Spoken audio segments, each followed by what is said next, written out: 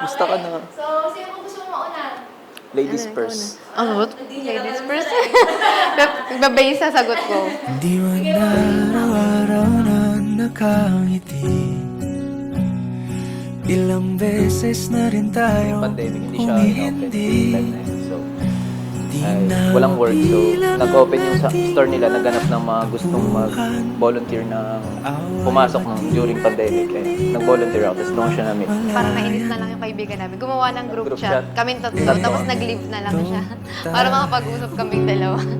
Ayun, tapos, Ayun. Sa huli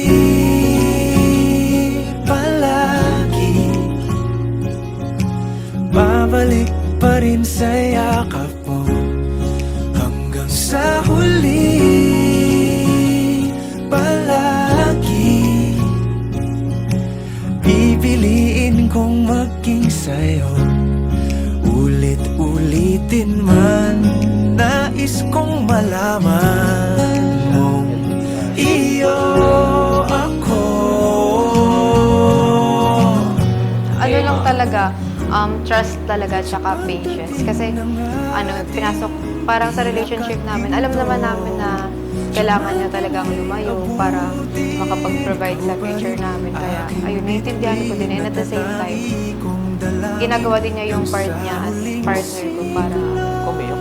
Hindi ko umiiyak. Hindi ko umiiyak. Sa huli